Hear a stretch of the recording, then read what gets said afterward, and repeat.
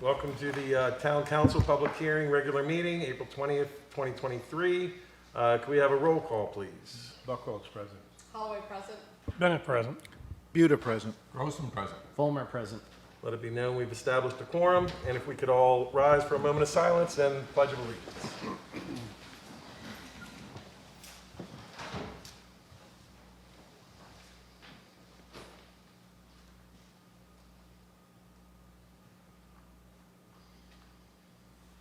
I pledge allegiance to the flag of the United States of America and to the republic for which it stands, one nation, under God, indivisible, with liberty and justice for all.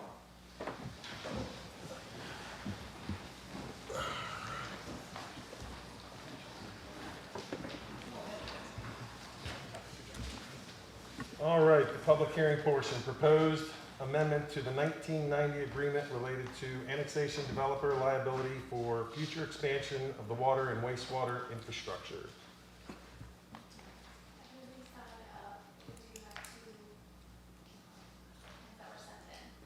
Excuse me? We have two comments that were sent in today to read. Okay. So this, It's good to you. It's in the microphone. Yeah.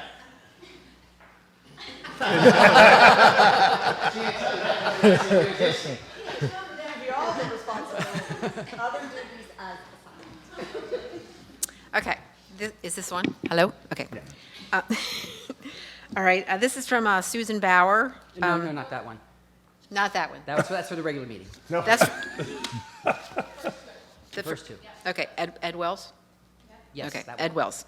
202 Strawberry Street, Cape Charles, April 20th, 2023. Good evening, Town Council, Town Manager, and staff. I would like to congratulate the town's efforts to finally finalize this complex annexation agreement. This has been a long time coming, over 30 years. I am not going back in time to criticize or applaud the efforts of the past. The town is at a crossroads to the future and realize some sort of final agreement needs to be made. I have to admit, I did not read and fully understand the complete history of the previous agreements. I am not sure all town council members have read through the entire history as well. With that being said, I am relying on the engineering studies as well as the reasonable assumptions that the fee of $3,000 per lot is fair. I do, however, think that per lot is not accurate. I think it should be read $3,000 per each water and sewer line brought into the dwelling. A single-family dwelling is not the same as multi-family or a duplex. There should be a cost as per each water and sewer line brought into the property, not as per lot. Also, will commercial lots cost the same? Thank you, Ed Wells. And the next one, too? Okay, this is a public comment from Wayne Creed. Wait, point of order. Is there a Cape Charles address or of a home or business on that? No, sir? Okay, because we've adopted a policy, the council has, of restricting public comment period to people who have standing in the town, and that's defined as, He does, he lives in Strawberry Street. no, he does not. No, he doesn't. Wayne, no, No, Wayne no, Creed. no, Wayne Creed. Wayne Creed. As having to own property in town, reside in town, or own a business in town. And just for those of you and the new council members, maybe just quickly, that's to protect the rights of the actual citizens of Cape Charles. We'd run into problems where people were having people who'd rented or been here on vacation send in letters, and it just brought us in line with most jurisdictions. So that's actually not allowed to be read. Okay, Thank you. okay.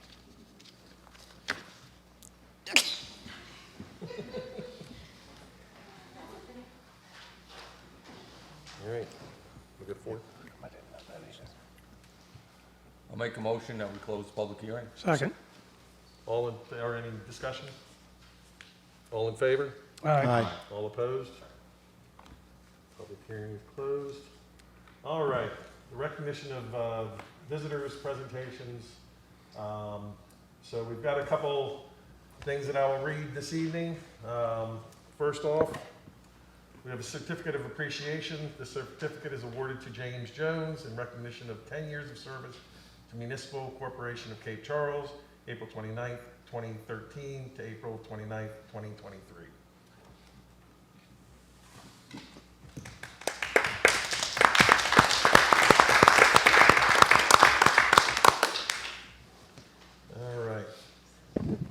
Next, National Arbor Day Proclamation. This one's a little longer. Whereas in 1872, the Nebraska Board of Agriculture established a special day to be set aside for the planting of trees, and whereas this holiday, called Arbor Day, was first observed with the planting of more than 1 million trees in Nebraska, and whereas Arbor Day is now observed throughout the nation and the world, and whereas trees can be a solution to combating climate change by reducing the erosion of our precious topsoil by wind and water, cutting heating and cooling costs, moderating the temperature, cleaning the air, producing life-giving oxygen, and providing habitat for wildlife. And whereas trees are a renewable resource, giving us paper, wood for our homes, fuel for our fires, and countless other wood products. And whereas trees in our city increases property values, enhance the economic vitality of business areas, and beautify our communities. And whereas trees, wherever they are planted, are a source of joy and spiritual renewal. Now therefore, be it proclaimed that the Cape Charles Town Council hereby designates April 29th, 2023 as Arbor Day in the town of Cape Charles, and urges all citizens to celebrate Arbor Day and to support efforts to protect our trees and woodlands, and further urges all citizens to plant trees to gladden the heart and promote the well-being of this and future generations. Adopted by Town Council of Cape Charles on this 20th day of April, 2023. Mr. Mayor, I'd like to make a motion that we adopt Proclamation 2023-04-208. Second. Any discussion? All in favor? Aye. Guess we should have done that before everything. All right, and the Tree Advisory Board. Who will be, Phil, are you going to be giving that presentation? Thank you.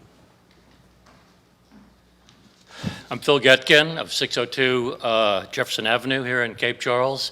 I would like to thank the council for adopting that resolution, the proclamation.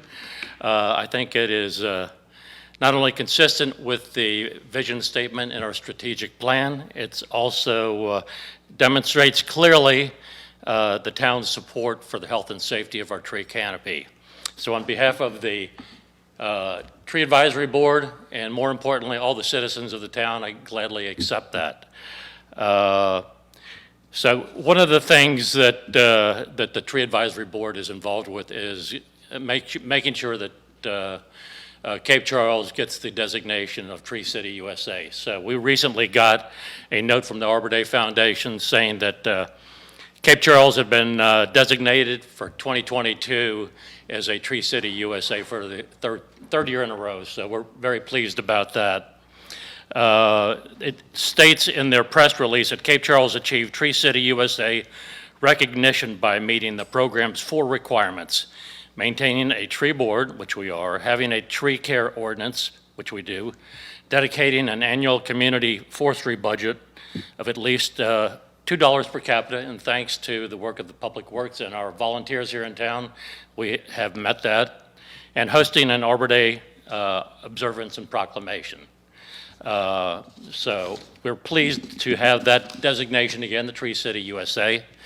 And I would like all of you to invite all of you, and I know, Adam, you're going to be there, right, I hope, to read this proclamation, but on this, not this Saturday, but the 29th of April, we are going to be celebrating Arbor Day on Strawberry Plaza. It'll be from 9 to 12, and there'll be a lot of stuff going on there. The Tree Advisory Board has teamed up with the Soil and Water Conservation District, the Master Gardeners, the Department of Forestry, and the town of Cape Charles, and we'll be giving away lots of really nice trees and shrubs, native trees and shrubs. In addition, if your yard is too small for any more trees and shrubs, there'll be native perennials being given out also. And if you really like to do your gardening yourself, we'll have seed available for giveaway also. So if you would, please stop by on the 29th of April at 9 o'clock. The trees and shrubs and all these plants are going to probably go pretty quickly because they're really good plants. So I invite all of you to come there. And while I'm here, if you don't mind, There's a lot of blessing going on this weekend, starting with the blessing of the fleet. But I'm also here to represent the New Roots Youth Garden, and we're having the blessing of the worms on Sunday, this coming Sunday, from 2 to 3:30. So I would invite all of you to come out to that. It's one of the biggest events in Cape Charles each year. So if you've never been to the blessing of the worms, it's a great event. So thank you very much. Thank you. All right, so we'll do this one right this time. Can I get a motion to pass proclamation 2023042-0B, Building Safety Month, May 2023? So moved. Second. Any discussion? All in favor? Aye. Any opposed?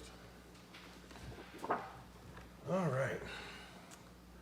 Whereas the town of Cape Charles is committed to recognizing that our growth and strength depends on the safety and essential roles of homes, buildings, and infrastructure play both in everyday life and when disasters strike. And whereas our confidence in the resilience of these buildings that make up our community is achieved through the devotion and vigilant guardians, building safety and fire prevention officials, architects, engineers, builders, tradespeople, design professionals, laborers, plumbers, and other in the construction industry who work year-round to ensure the safe construction of buildings. And whereas these guardians are dedicated members of the International Code Council, a nonprofit that brings together local, state, territorial, tribal, and federal officials who are experts in the built environment to create and implement the highest quality codes to protect us, the buildings where we live, learn, work, and play. And whereas these modern building codes include safeguards to protect the public from hazards such as hurricanes, snowstorms, tornadoes, wild land fires, floods, and earthquakes. And whereas Building Safety Month is sponsored by the International Code Council to remind the public about the crucial role of our community's largely unknown protectors of public safety, our local code officials, who assure us safe, substantial, and affordable buildings that are essential to our prosperity. And whereas it starts with you. The theme of the Building Safety Month 2023 encourages us to raise awareness about building safety on a personal, local, and global scale. And whereas each year in observance of Building Safety Month, people all over the world are asked to consider the commitment to improve building safety, resilience, and economic investment at home and in the community, and to acknowledge the essential service provider to all of us by local and state building departments, fire prevention bureaus, and federal agencies in protecting lives and property. Now, therefore, the Cape Charles Town Council does hereby proclaim the month of May 2023 as Building Safety Month. Accordingly, citizens are encouraged to join with community in participation in Building Safety Month activities adopted by the Town Council of Cape Charles on this 20th day of April, 2023.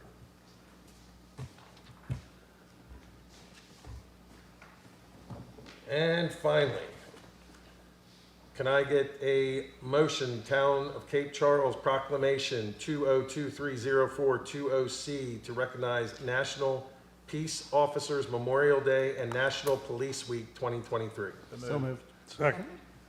Any discussion? All in favor? Aye. All opposed? Passes. All right.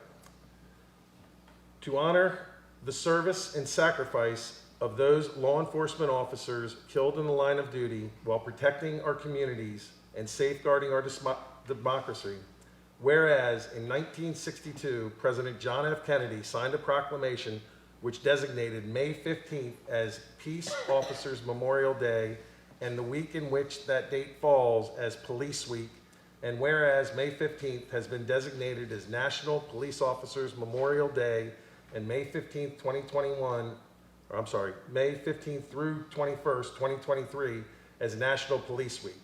And whereas there are more than 800,000 sworn law enforcement officers serving in communities across the United States, including the dedicated members in the Town of Cape Charles Police Department, and whereas the members of the Cape Charles Police Department play an essential role in safeguarding the rights and freedoms of our citizens of the Town of Cape Charles and provide vital public service. And whereas since the first recorded death in 1786, more than 23,785 law enforcement officers in the United States have made the ultimate sacrifice and have been killed in the line of duty. And whereas each year, hundreds of names of officers killed in the line of duty are engraved on the walls of the National Law Enforcement Officers Memorial in Washington, D.C. And whereas the National Law Enforcement Officers Memorial Fund will host their 35th Candlelight Vigil on May 13th, 2023 at 8 p.m., and the names of the 224 officers lost during 2022 will be read aloud to memorialize them for making the ultimate sacrifice for their communities. Now therefore be it proclaimed that the Cape Charles Town Council formally designates May 15th, 2023 the Peace Officers Memorial Day in honor of all fallen officers and their families, and U.S. flags should be flown at half-staff. And be it further proclaimed that the Cape Charles Town Council formally designates May 15th through the 21st, 2023 as Police Week in the town of Cape Charles, and publicly salutes the service of law enforcement officers in our community and in communities across the nation, adopted by the Town Council of Cape Charles on this 20th day of April, 2023.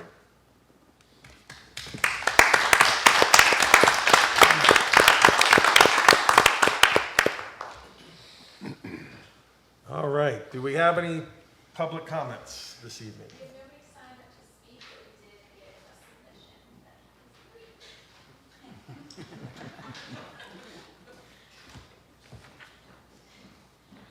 is Okay, this is from Susan Bauer, 230 Mason Avenue, Unit F, Cape Charles, April 13th, 2023.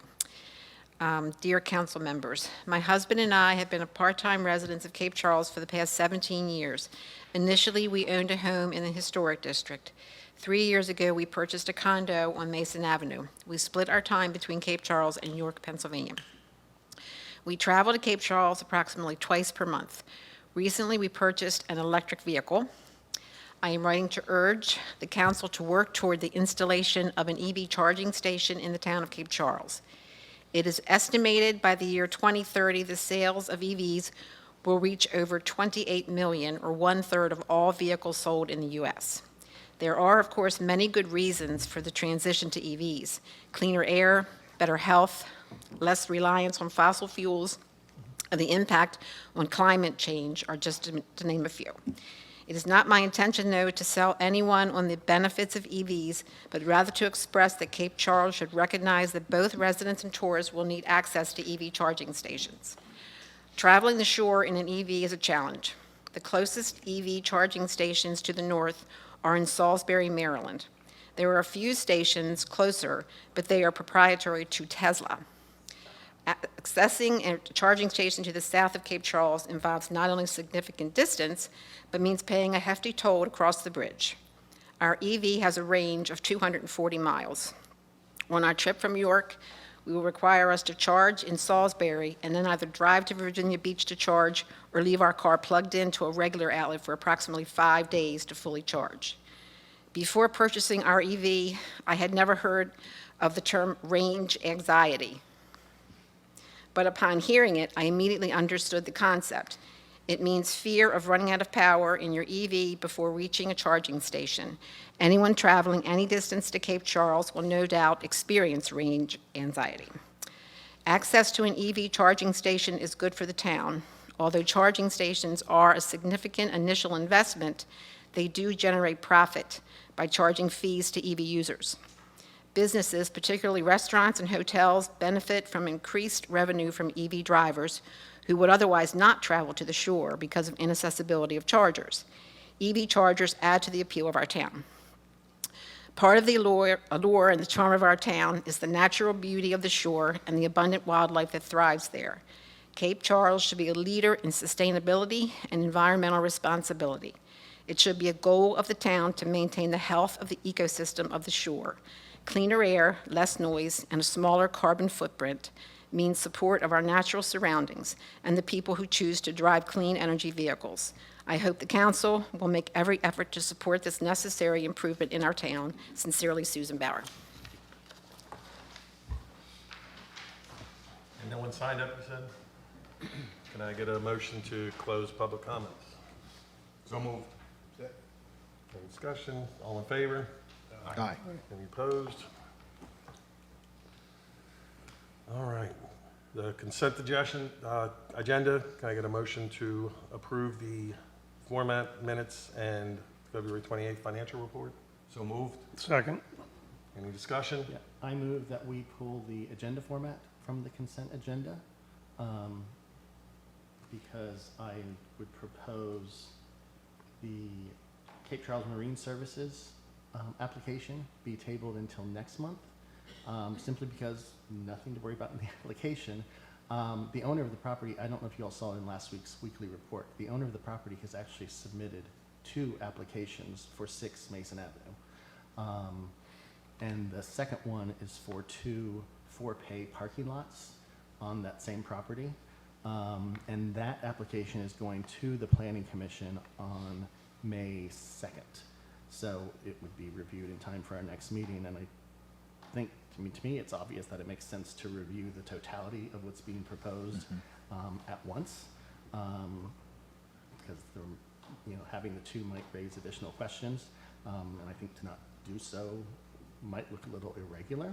But if that's not obvious to everyone, I can expand on my reasoning. I just don't want to. If anyone, The consent agenda. do I need to say more? Is that? So just point of order. So what Councilmember Fulmer is requesting is that we pull the agenda from now. That will be, then the agenda will be taken up next. Then you approve everything else that's on the consent agenda. Oh yes, 2 stages. Sorry. Yeah. So the first stage is to approve the minutes and the financial report. Yes. If you agree to pull that from the agenda, yes. Which has to be approved first. So I've moved to pull it from the agenda. If there's a second. Oh, second. Is there any discussion or more discussion on that? Yeah, I'm still a little confused as to what we're pulling from where. The Marine Services application? Well, for right now, we're From the, just pulling. well, actually, the we're just agenda pulling, sorry. sorry. Yes. Yeah, Right sorry. now, we're just pulling the agenda off. The agenda, Right now. correct. That's out. all. Right, that's what I said, Sorry. just to pull it out so we can have further discussion, Yes. right? Yes. All right. All right, so it's properly seconded. No more discussion? All in favor? Aye. All opposed? All right, so the agenda's been pulled out. All right, so do I have a motion to approve the minutes and February 28th financial report? So moved. So, second? Any discussion on those 2? All in favor? Aye. All opposed? All right. So we go back to the Agenda. agenda. Yes, so now make your motion. But now to we need a appro- motion to approve the agenda. Well, you were going to make a motion to amend the agenda. Right. Oh, okay. So I make a motion to amend the agenda, tabling the Cape Charles Marine Services item until the next meeting so that we can discuss the totality of what's being proposed for that property at the same time. I can expand on my reasoning if that isn't self-evident to everyone. I just don't want to drone on unnecessarily. Yeah, I guess I'm not of awareness as to the scope of, I know what's before us, but I'm not sure what is coming down the road that would impact this particular item. Well, I So think I'll that, have a second, just so that we can then have discussion. okay, oh, sorry. That's the Yes. format. Yes, Yes. yeah, thank you. You're Yeah, because you can't talk about it until you get a second. Okay, now you can talk about it. Okay. Discussion. Yeah, so all I'm Councilman. saying is I'm not aware of what's coming down the road to know the significance of impact to tonight's discussion for what's in front of us. Right. And I think that's actually my point, is we don't have that information, so we don't know if we have the information to consider this in isolation or not. Like, we don't know what questions to ask about how the 2 might interrelate. In terms of the ingress and egress, are there safety concerns? Will they both be coming in off the side? I know that the Marine Services concept has evolved a bit since the HARB review meeting, that we're now looking at it as a freestanding satellite location from Virginia Beach and not considering the Pearl Market because of the uncertainty of whether or not they'll be there. So for example, okay, so if they leave Pearl Market, you know, we need a little more details on what the parking lot would be able to be used for. I mean, for example, would they be able to store golf carts there? That might be fine, but then that should really be in, you know, that would be part of this application.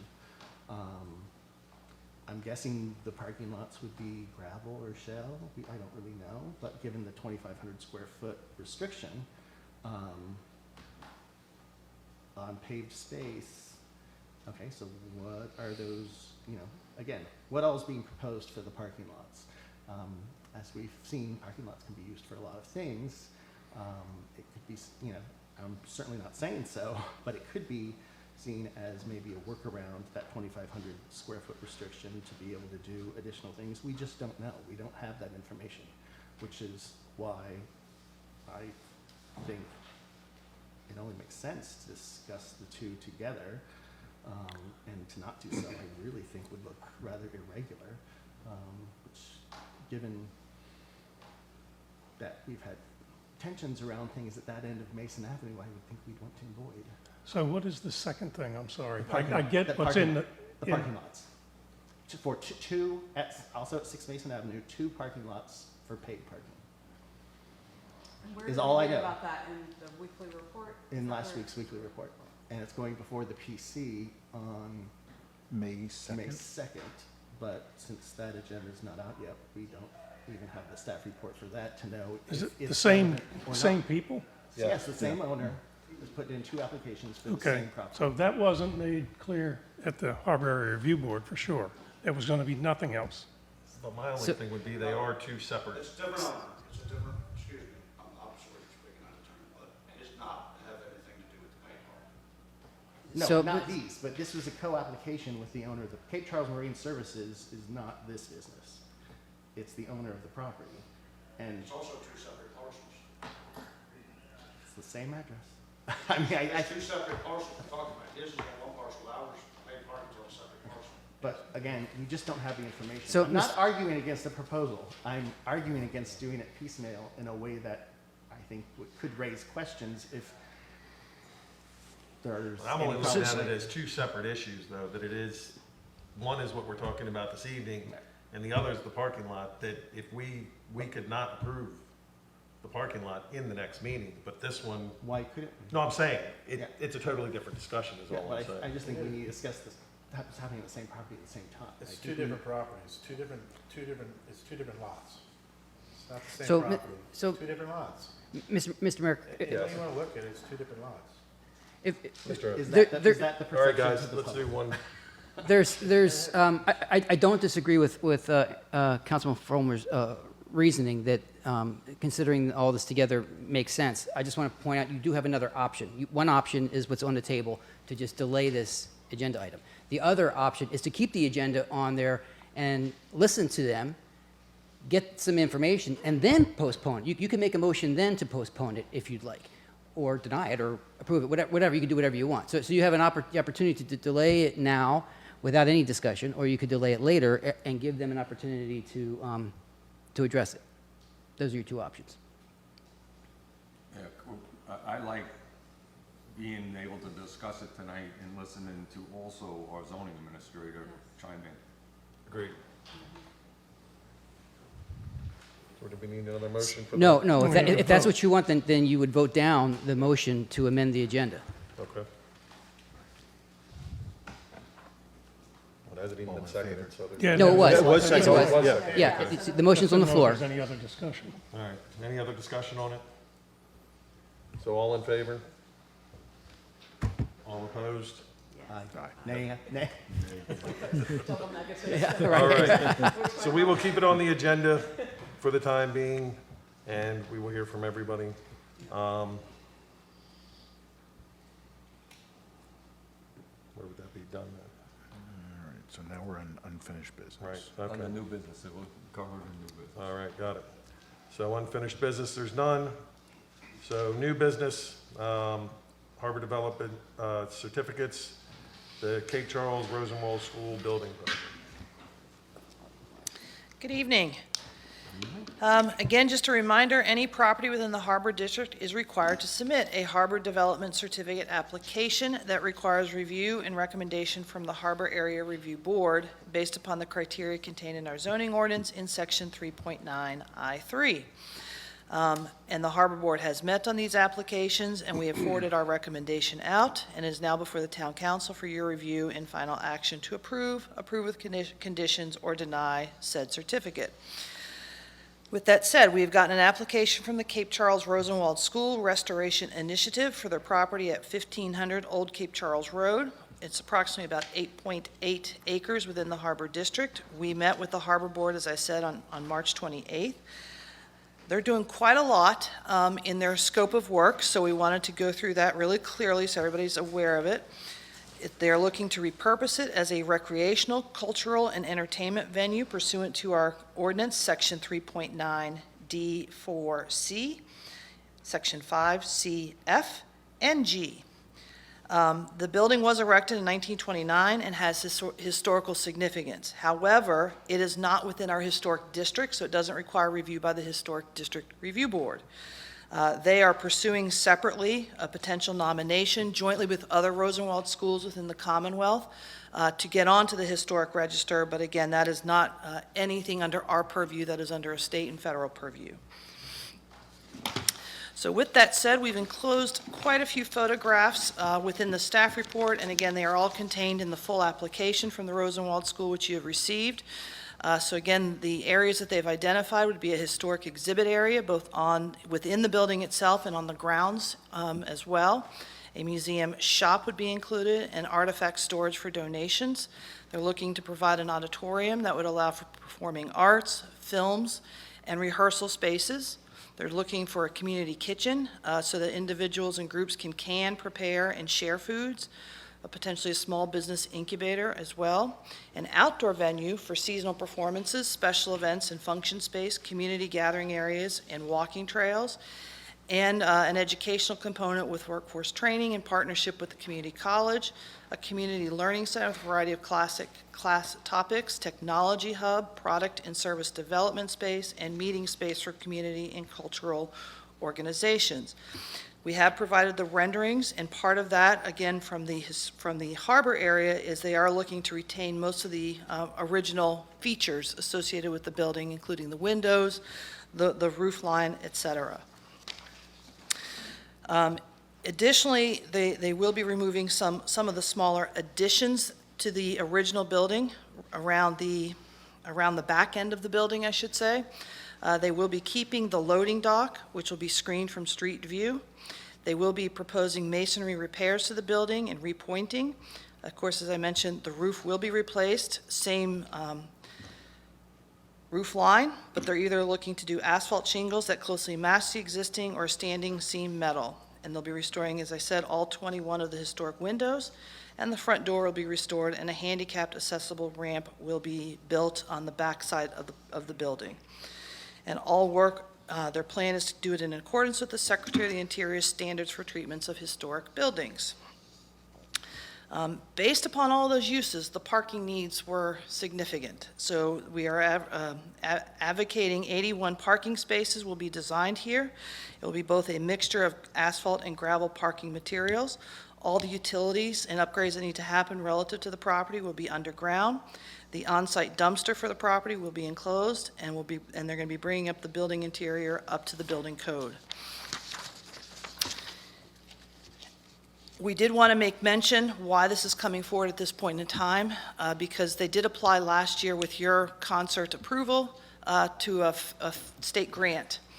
And unfortunately, they fell slightly short of receiving all the points needed to achieve funding under that grant. And one of the criteria that they felt might boost their application this coming year is showing that they are farther along in receiving town approvals and permits in hand. So we wanted to help them advance that project, which is why we are here before you today. They are not fully funded on the whole project yet, but we felt this is an important milestone for them to reach to be more successful in securing grant funding at the state level. So, with that said, there are a couple of elements that are not completed in their project submission to the town, and they deal with a finalized landscaping, lighting, and signage plan for the entire property. And part of that signage, they are looking to do some cultural or artistic features associated with it, as well as a walking path associated with some historic narrative elements associated with it.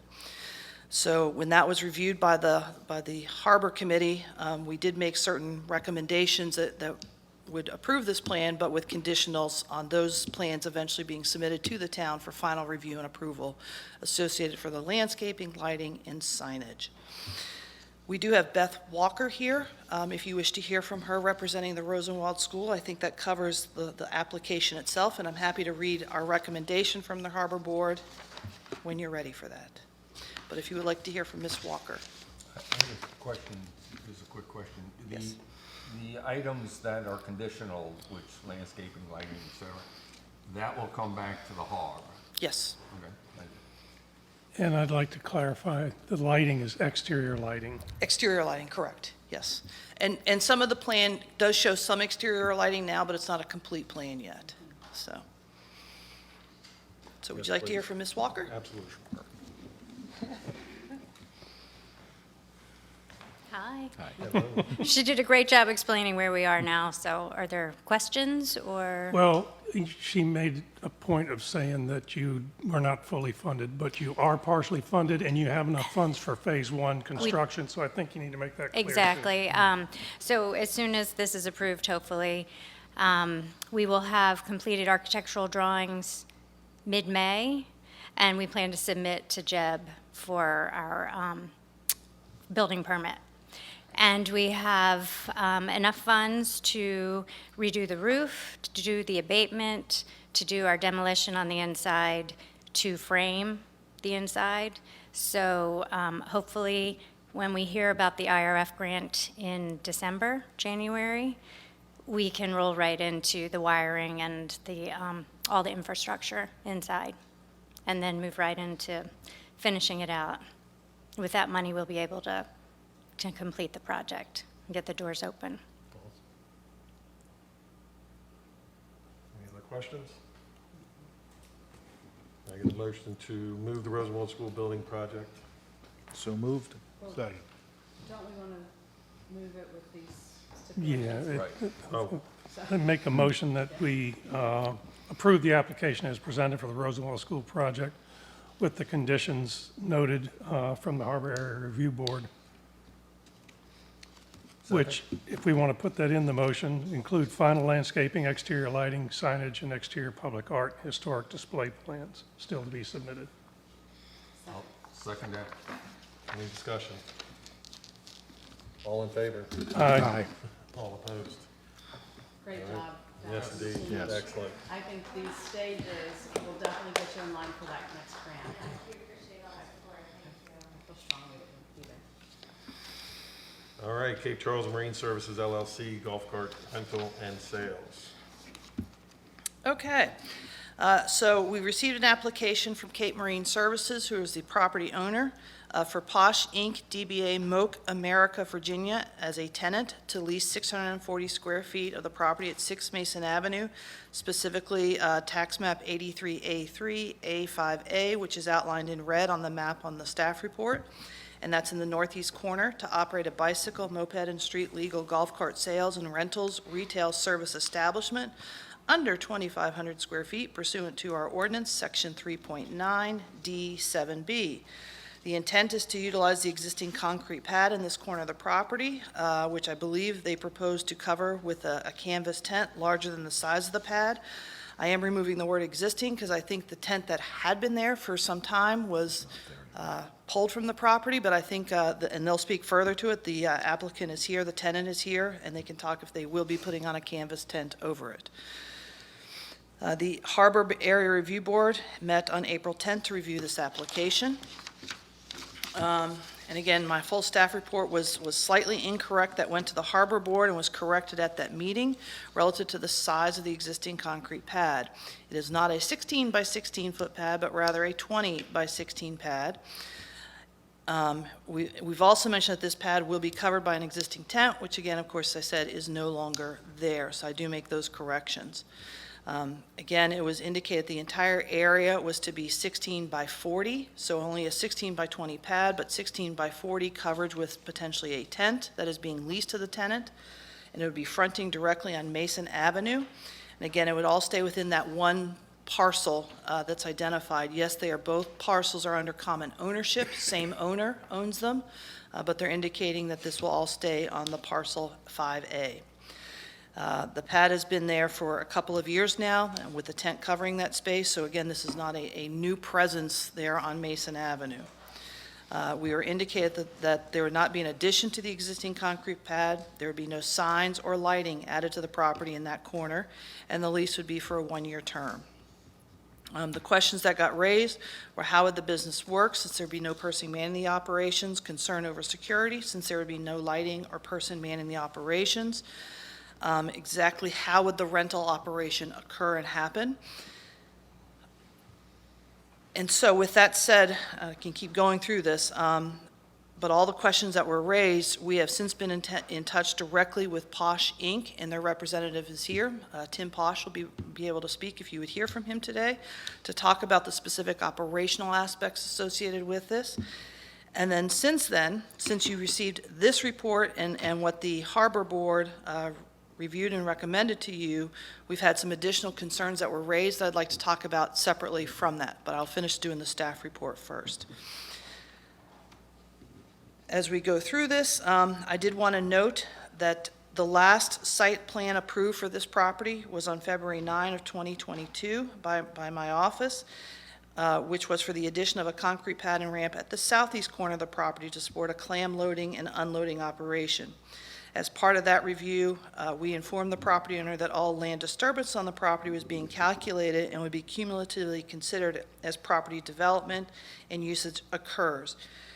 And as long as that land disturbance remains below 2,500 square feet, we would not require the implementation of full stormwater compliance. But we did want to stress that again, since we are seeming to do the development of this property in small little pieces along the way. We want to make sure everybody's aware we're still calculating it, and it's still going to be triggered as soon as we hit that 2,500 square feet. And I'm keeping close count on that. It is partly within the Chesapeake Bay Act, or not partly, all of this lot is within the Chesapeake Bay Act. It's in our overlay district, Article 7. It has been mapped and identified as an intensely developed area, and that was done back in 1992 by this town. When the Chesapeake Bay Act first came online and we were required to do certain things, and one of those being to identify if there were intensely developed areas that could not comply with the Chesapeake Bay Act requirements, and this parcel was put into that designation. But that doesn't mean they are totally exempt from adhering to some of the regulation requirements, but there are some areas that they can have a waiver or relief from. So we wanted to start providing that information because we're getting really close to the threshold. We're going to have to start enforcing those requirements. I wanted you to get a little more educated on that, since I believe this is the first time we're going to get one of the IDAs coming before you in this regard. So, with that said, from the Harbor Area Review Board, they did make a recommendation on this application to recommend approval for a one-year harbor development certificate through April 30th of 2024. Waive our required secondary review meeting under our ordinance, and to recommend that the tenant attend and speak to the town council to discuss whether it be a tent over the lease space and the concrete pad, and how it affect the view shed to the harbor. So with that said, the additional items that have come up from Councilman Fulmer in particular have been relative to how does this work with the operation down at Pearl Market, and what is the standing of Pearl Market with the Northampton County in its zoning compliance. So since that query was raised and brought to me from the town manager, I've done extensive conversations both with the county and the applicant and its tenant to talk about this. So it's correct in saying that at Pearl Market, it is not currently zoned by the county for a golf cart rental operation. It is storing items there, and that is not an issue for the county to allow that to continue to happen. It's just for the rentals of certain products cannot occur right now under the county ordinance. So I have spoken with Mr. Posh, and again, he will be happy to speak with you and provide his own words on this, but he has, at this point now, secured additional warehousing space within the town of Cape Charles. So I think the concern of any affiliation with a non-compliant zoning operation on a property in the county, I think can be removed from concern and consideration today. So we wanted to make you aware of that. So if you have any questions for me, I'll stop and take any of those. Yeah, one question. With regards to land disturbance that you were talking about, is that applicable to each of these parcels or taken? It is taken cumulatively because of the site plan that came in last, where they added a concrete pad on the south, I'm gonna get it wrong, southeast corner, closer to the harbor. That overlapped both parcels. And so we do treat it as a cumulative parcel consideration because of that clamming operation that was going on. Okay. Yes. I have a question, and it may just be that I'm not understanding how this is all operating, so just. Sure. I might just have a refresher. So where I'm coming in is equal to other businesses in Cape Charles and operating in Cape Charles as a business. So I know they have a business license now. Mhm.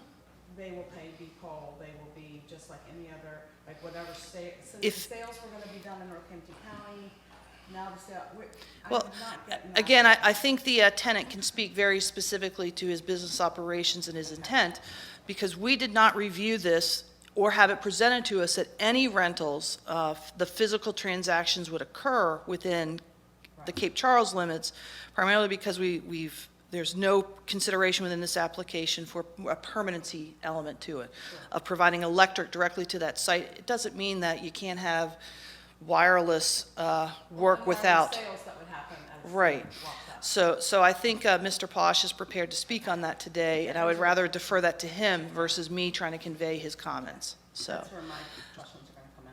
Quick question, where's the additional warehousing? Sure.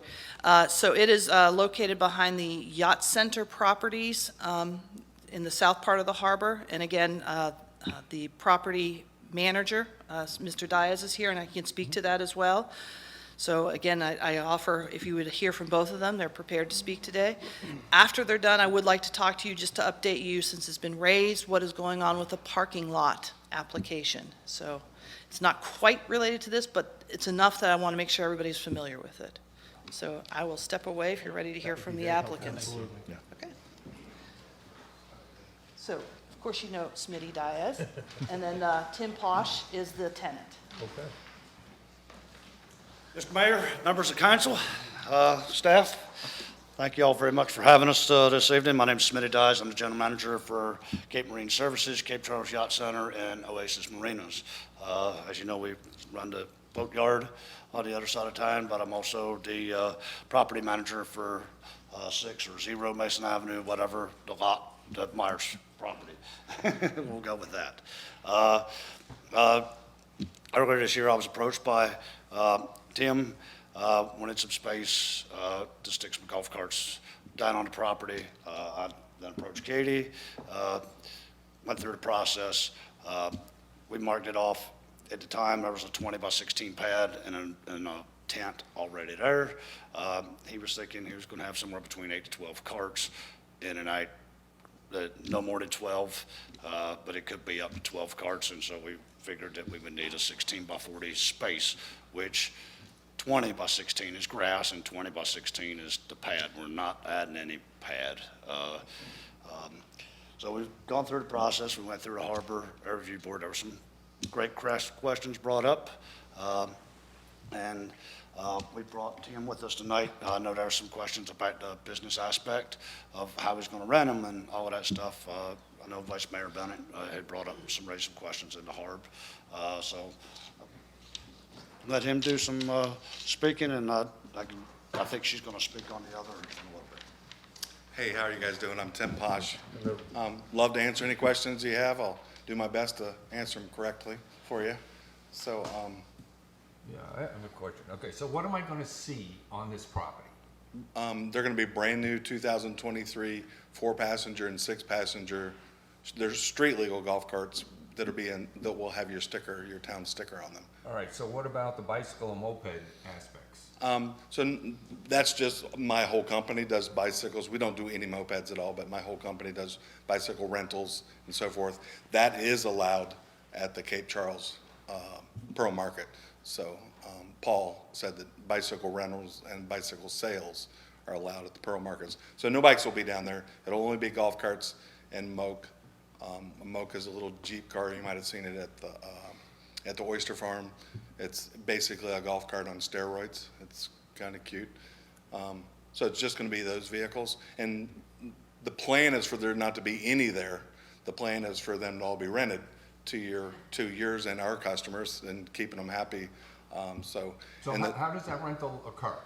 Where do they go and everything's get keys and what have you? pretty easy. Everything's just done online. We're kind of like the Amazon of golf cart rentals. So everybody just, they don't actually come to a place. They just go online and rent it online. They sign their waivers online. They leave their credit card. They do a deposit online.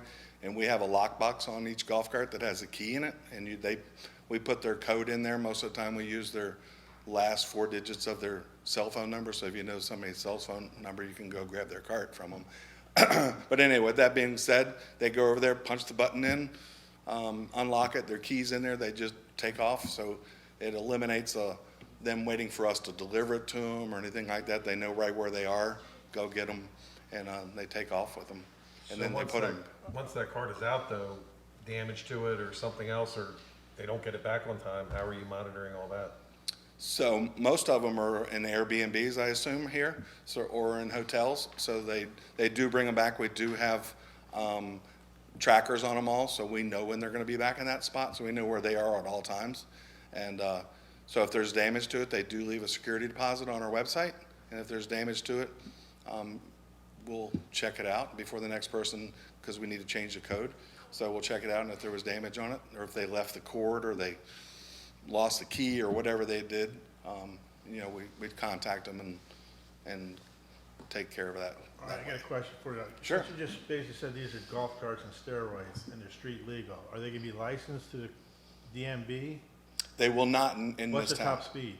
Top speed's 25. All right, that's all I got. So I'll get my questions that I had before. Okay. So I know you guys have business license because I spoke to somebody about doing that. Yes, ma'am.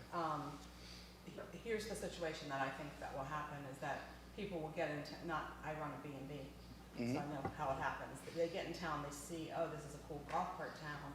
They go to our other 2 places and they're sold out, but they see these down there.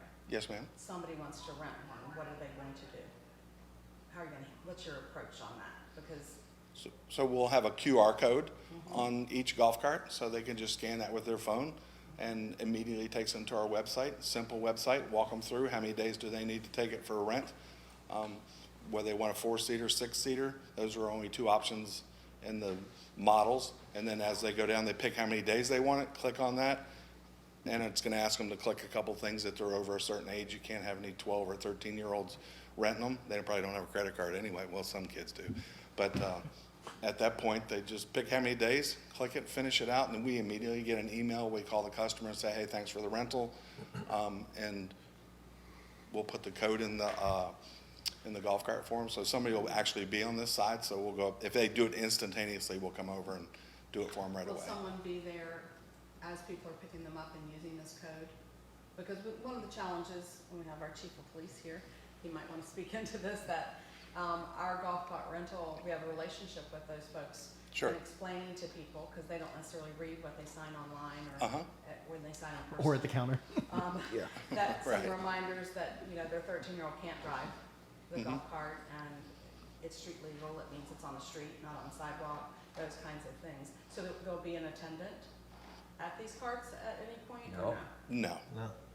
And it goes back to my point that I'm saying, because what happens here all the time is regardless of what instructions you have, they will not plug that card in. If they've got it for a week, it's gonna die. So it dies at the brewery or wherever they are. How do you get that cart back to a charger or get the people back home? So we do have 2 tow trucks, 3 trucks with trailers.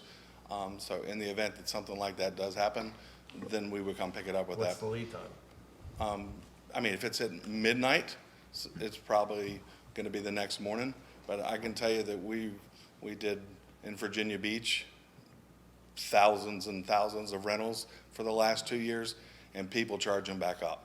I know what happens here. I know. I see the I'm cars just going basing all the on time. on my And experience. sometimes it's they break down. It's not Or always they the break bad down, way. that's true too. Yeah, They're not so if they necessarily well break, cared for by the renters. yeah, so I mean, they're brand new and they're breaking down's probably gonna be slim and none. But if they do run out of juice on there, they do pay attention to it, because if it says, and maybe everybody just needs to go to my website and see, but it says large letters, must be brought back, charged up, otherwise you lose your $300 deposit. So, and if you lose a cord, it's a fee, and if you lose the key, it's a fee.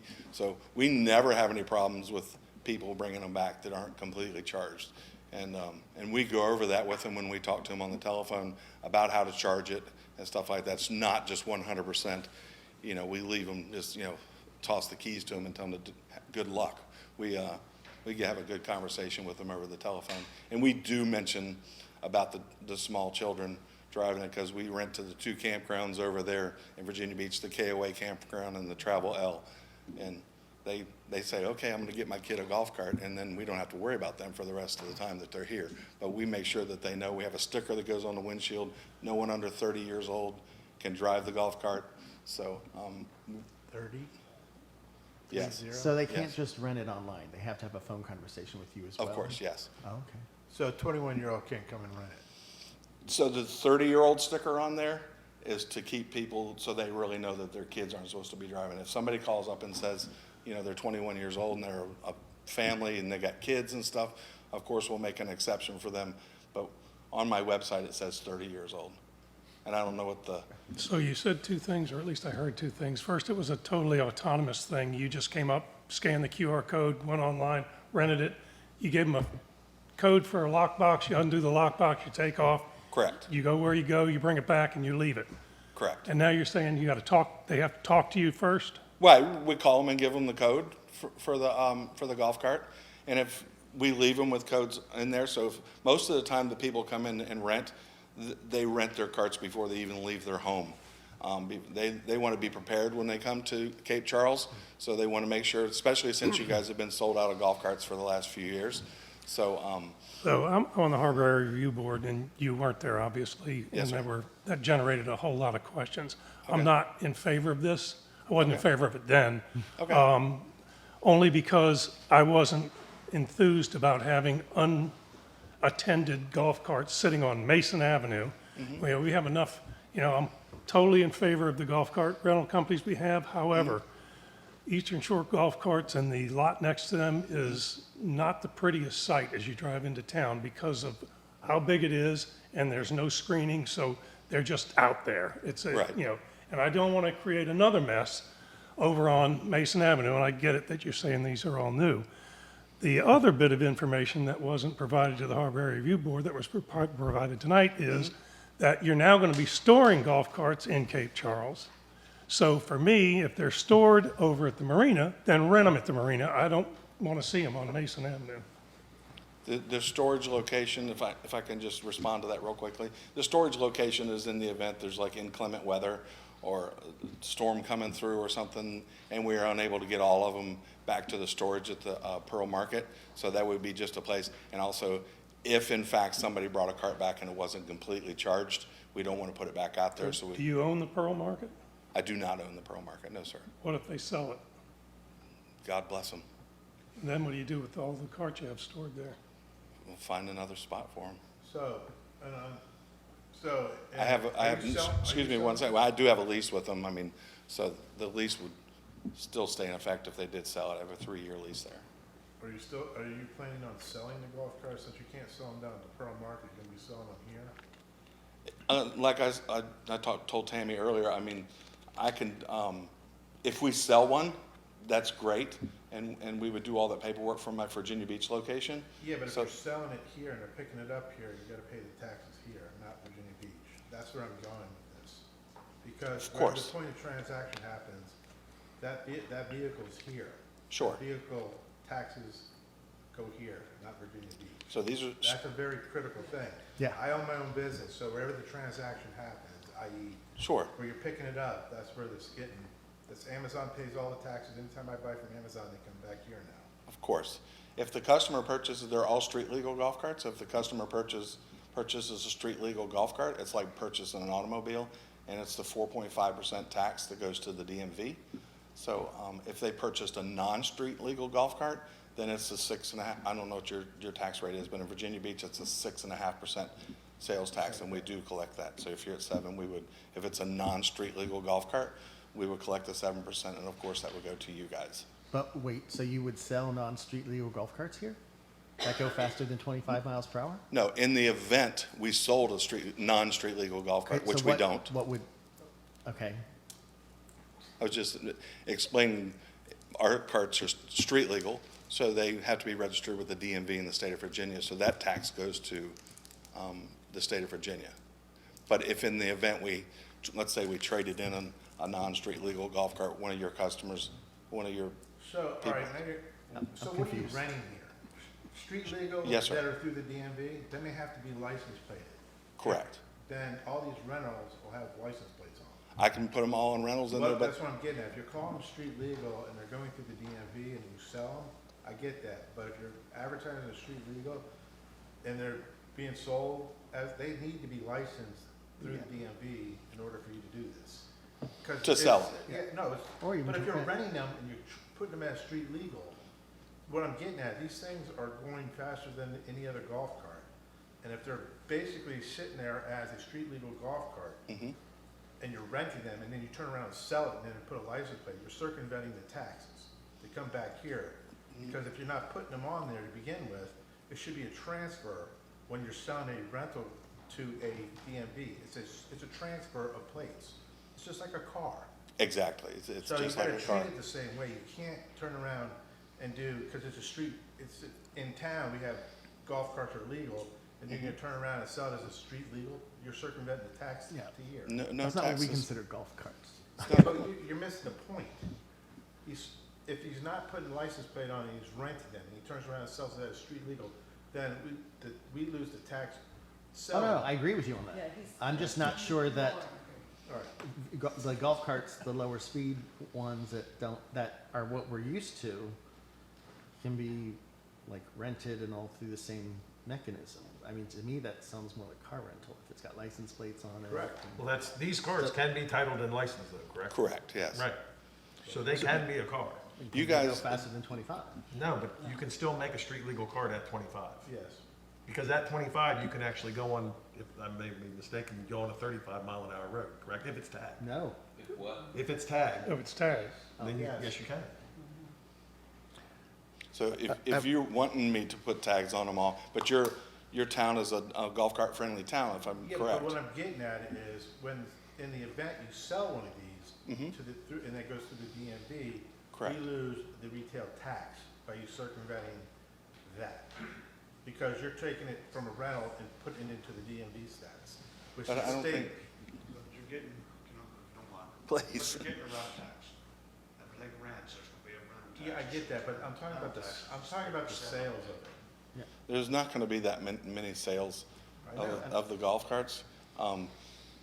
And you keep using the word circumvent, I'm definitely not circumventing any taxes or avoiding any taxes on. Well, if you're gonna any bring it ve- in and you're gonna turn around and sell it as a street legal licensable, and they're gonna take it to the DMV, that's what's happening. We would not We sell sell, a lot of golf carts in this town. I was gonna say, I think you'll have a lot of demand for sales.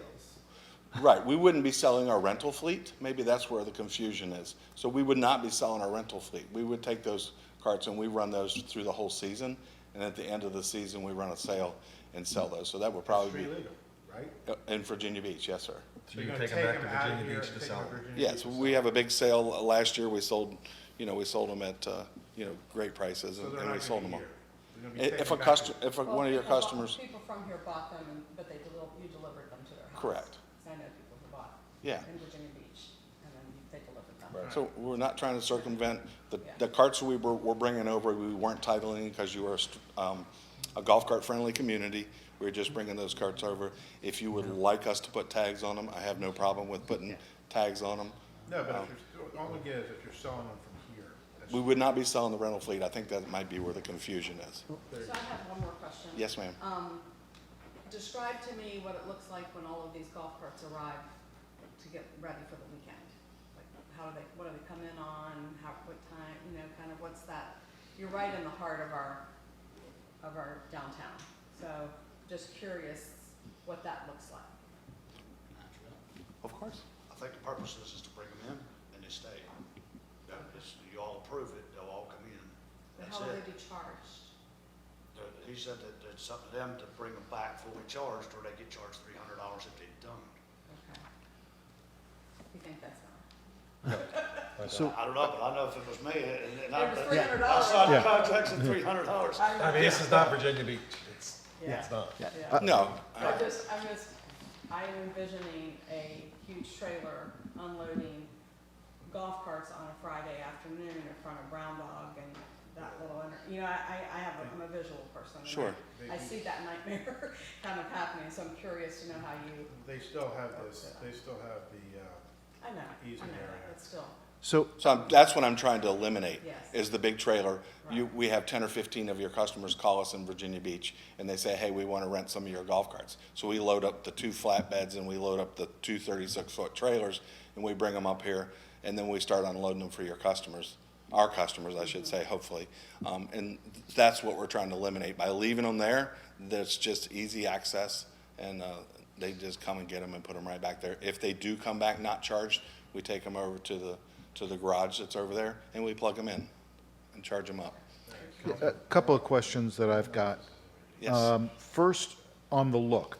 40-foot tent is going to run parallel to, Not 40, 20. 20-foot tent. He's not, he's only tenting the concrete. oh, okay. The concrete. oh, okay, That was somehow what I I, understood. yeah, I understood it was a, but they're using a 40 by 16. gotcha. space. So originally you said there would be a maximum of 12 carts there. But the way it's being described, if you've got 30 people renting carts, it's not going to be 12 carts, it's going to be 30 carts there. Am I misunderstanding? You're not gonna get 30 carts in No. 40 by 16 space. But Right, you that's will what in the I'm saying. warehouse. Yeah. That's what he's asking. So, But is it, We does have- it say somewhere in there that it's limited to 12? Yes. Well, I mean, we're limiting, this is our first year here, so I don't know the capacity. Everybody knows your 2 other golf cart companies here, so they're probably gonna rent from those guys first. And then, because they've been here before, and then we're planning on 12 to 15 in the fleet for, here, in the event that something breaks down or, we have an issue, we'll have a cart to replace those. so you're going to limit it to 12 carts rented per week? Yes, sir. That's the plan. Or per day, yeah. Okay, so I guess my concern, knowing what happens here, is, even with the on-site presence, I know our local people, they go through, like you said, you talk on the phone now, because people sign things without reading them. And our local people, when they rent it, they go through with the renters. They remind them, they say, okay, look, there's this sticker on the steering wheel, which is required to be there, that says no unlicensed drivers, no one under 16, whatever. And so they're personally making that point. Even with that, you have a fair number of people who, and it's not just visitors, who just don't care. They let their kids do it. And their kids drive around with other little kids on golf carts. I agree. And, I think, if I'm not mistaken, this you told me one time he caught the kids, took them back to their house where they were staying, and had to do the same thing the next day. So we know this is an existing problem. So now where it's this contactless, what you've described, someone could come in and pop into their rental house and tell their 13-year-old kid, okay, here's the code, go get the golf cart. There's nothing to prevent that. So we're actually making it easier for that to be a problem. And my big picture concern, of course I'm concerned on the case-by-case level, is the fact that we're a golf cart legal town is a really big attraction for tourists. So, and that's why I always come down hard on making sure we have the right rules, because if it becomes too much of a problem, then we will lose that, and we lose part of our competitive advantage. And the last thing I want is to see the golf carts go away. But I mean, And we're not a Virginia Beach, and we don't want to become that autonomous Virginia Beach. We want relationships with Yeah. people and interaction, and, you know, it's like, for example, with the B&B, that the people who are gonna stay at my place know they have to see me in the morning. and I can take a picture. It makes yeah. a difference, you know, kind of, there's just an accountability level, and that they are in a special place as opposed to, it's very neutral, come get it, we're just a storage facility, and go. Yeah. You know, I think of what our police will encounter already. This, it is concerning, and I share the attendant issue as one of those. Because, I mean, what I can do now, and I do, because I've literally had Yes. the experience of telling someone, hey, you know, it's a $250 fine if the police see you letting your kid do it and it's not safe. They say, oh, thank you, and they wave, not always with a full hand, and they just continue to let the kid drive away. Yeah, I And snap what I that do picture, that's is, it. exactly, I snap a picture, because those all have the numbers on them, and I can send them to Elizabeth or Smitty and the chief of police, Yep. and they know exactly where that cart is. So what am I gonna do in that circumstance when I see one of your carts? Just snap a picture and send it to me. Okay? So how fast will that be addressed? From, Like, it's Pretty 4 o'clock in quickly. the afternoon. within an hour. Now, with you having GPS on them and everything else, do you have access to just shut them down? We do not have an access to shut it down, but I know where the cart is, Okay. like, right to specific, That's good, that's a good feature. yeah. Yeah. And it's your business, but you have any concern, I have to be careful how I say this, about having them located across the street from, What, Food Line? no, Eastville? a bar. And sometimes, maybe people have a lot of fun late at night around the bars. Well, you can't just say, I mean, sure. Any bar. Anybody. Just, do you have any concerns about that? Of course, we don't recommend the drinking and driving. No, I It's don't the mean same. renters, I mean just of people in that area. The theft or the Oh, the, ride it. oh, Drunk at 2:30 in the morning. I mean, do you guys have that kind of Oh. an issue? Is there something? You didn't hear about the Chesapeake Public Works guy that got fired? He was heading down the Chesapeake Bay Bridge with one. In a golf cart? How about the Go cart? home. The cart that got found on the tracks halfway to Eastfield. 'Cause it Yeah. ran out of juice. Yeah. That's my favorite. There's been plenty of those going to Eastville. There's been plenty Yeah, I going mean, to Sheridan, plenty We going to get 'em Food Line. taken all the time, flipped over, Beach. on the beach. I'll know where it is on the Yeah, I beach. know. Well, I'm- again, that's I my, agree, but my only it's- concern with it all is, just from where I see it, is just not having the presence here. I mean, I understand you know where it is at all times, you're available to be called at all times, but it's going to happen. And they're gonna make the phone calls, and the next thing you know, we're gonna hear about it. I mean, there's no doubt about it, and that's what I don't wanna hear, because, I mean, someone up here is gonna get the phone call. You know, my cart broke down at such and such, they didn't get over for 5 hours, or the next day, or whatever the case may be, and, or it breaks down, or whatever the case may be. You know, to where the other, or they're driving, or someone not licensed is driving, and we make that phone call to you, well, they're still driving around till something gets done. Sure. We call the other ones, they're out, they'll come take the car, you know, right from the person. I mean, Just like, one I thing see about the breakdown thing, it sounds to me like that you guys keep bringing that up, that these carts break down a lot. I don't just mean, I'm just painting a broad picture here, as far as okay. everything that happens to And the I cars. can tell you from, you know, I won't name names, a brand new golf cart can break down if they decide to kind of go off-roading or on the beach, and you break the drive shaft or axle. So it being brand That's a new. crash. Okay, but I,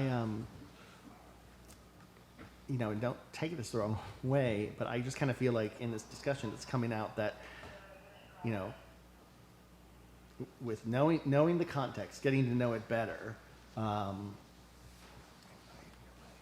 just not sure the proposal's fully cooked. I'm not sure you're 100% ready. So, most of you know that I also managed the oyster farm. Dealt a lot with Smitty and Elizabeth, who's back here.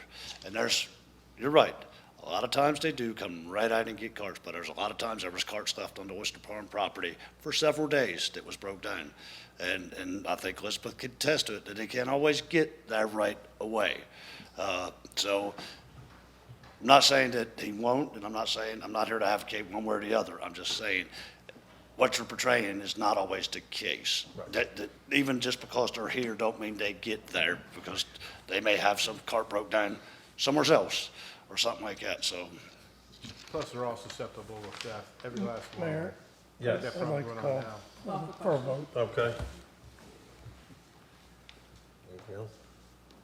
What do I can't remember. What? We have a motion and a You second. can move. We just need to vote. We've had the motion. and the We've second. had the motion, Yeah. the second, okay. And what was the what was the I'm sorry. I don't remember. We haven't actually had the motion. I don't think there's a motion. We have Oh, not okay. had a motion. Yeah, we have. No, We I- need to have a motion to move. Yeah, I don't think there is a motion. There is not. We could stop discussion at this point. I called for a question when there wasn't a question. Yeah, I call for the vote. We don't have a motion. So, All right, so I'll make a motion that we, You have to find yeah. We go back to, oh, I'm on the wrong page. You've got that up, Paul? Staff recommendation? Okay. That we waive the second review meeting. Wait, no, it's, no, not that. Someone have the motion up for the golf cart rentals and sales.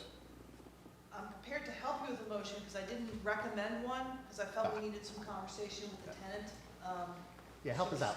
Okay, Katie. But I can't help you because I don't quite get where you're landing yet. Well, what is, So, he has asked for us to approve, in fact, we've been asked to approve the recommendation from the Harbor Area Review Board yes, to allow him to conduct his yes. business, whatever it may be, on a 16 by 40 or foot piece of Mason Avenue Okay, you were gonna talk on the, For 1 year. for 1 year. I'm not sure we need okay. Can I get one thing else clarified with Mr. Polish? All right, you might have a weekly long rental. So, and if, let's say you have 12 rentals out, you have one long week and the rest are 1 or 2 days. Are you gonna be pulling anything out of storage? Or is it just gonna be flat out 12? So it's gonna be, well, yeah, it's If gonna you be have a flat week- 12. If you have a So long-term rental. it'll show sold out. All right, so only 12, Right. all right. But that's not anywhere in the, Just put that stipulation in there somewhere. That if it's just gonna be 12, let's keep it at 12 and do it for a year. and I have one other question before we go to the motion. Is the clamming project still gonna be going on as well with, it's dead? They're not doing it. I think that's At this done. time- At this time, there's no, the area is closed. Okay, so for this year lease, that's gonna be the only thing going on there. Two different, This is just- that's the other I don't parcel. That's the other That's the other parcel. Right, I'm just saying the two things going on at the same time. Well, That's this- I think was Andrew's Mr. Mayor, point this to speaks understand to, how. this speaks to Council Member Fulmer's concern. Okay. We don't know what's We have going the on. motion to move it, to go to a vote. We don't have a motion yet. we also could move that we want to, what you were saying, Andrew, and have this table. I don't necessarily think that's see, necessary. I think Okay, yeah, I don't see him as related. okay. So Harbor Area Review Board Okay. recommended approval of their Yes, I did. recommendation Yeah. for, And so I think a potential motion could be to approve the harbor development certificate through April 30th, 2024, and to waive the second review meeting, and that the tent would be a 20 by 16, covering the concreted area, which is part of the total lease area for this tenant, and that there be a condition limiting the total number of golf carts at this location to 12 carts. I don't think I heard any other conditions being, Can the tent go into the easement? What's the second what would happen at that? That was a harbor area. That was HARB, that's Yeah. not us. I don't think we need that. Yeah, then you don't need, yeah. We it was- just need to There's like approve the, 3 like review meetings that are supposed to happen under the harbor process. It's just a lot. Sounds like- We reviews for the a harbor They development don't get to meet certificate. very often. Where- Approve the harbor development Certificate. certificate with all those conditions. One other possible condition is that the tent cannot infringe on the easement area. It's right in the middle. It's in the easement area. It's in the easement. You can have a tent in the easement, you can't build it. Yeah. Yeah, you It's a can't build it. Right. utility easement. but It's 'cause it's a we- non-permanent it's structure. Traversed by cars at this point. No, it's putting the tent up where it was. Inside the fence. It's Fence is inside the gone. fence. It's where the tent was. Fence is Right. no longer there. But the lot itself exceeds over into the easement, which people now drive on. But they own the easement. I understand that. But that's not for people, it's not for us to drive on it. All right, guys, let's close discussion Yeah, on this and move it or table it. So Steve's made a motion, or is trying to. Okay, so I'll make the motion that we approve the harbor development certificate for 640 square feet on the northeast corner of 6 Mason Avenue, with the conditions that it be limited to 12 carts, a tent be erected over the concrete portion, And an expiration date of and an April 30th expiration of date 2024. of 30 April 2024. So, okay, I guess we got a second, 'cause I. I'll second that. All right, discussion. So we spent probably 15 minutes talking about attendant and having some type of attendant, but we don't want that as a stipulation of our It's not amendment? part of his business plan, it wasn't part of the harbor development certificate. So The I harbor guess we- development certificate just recommended a Yeah. pad for him to put carts on. If we feel like we need the attendant, then we vote this down. Yes, Yeah. Okay. exactly. I just Correct.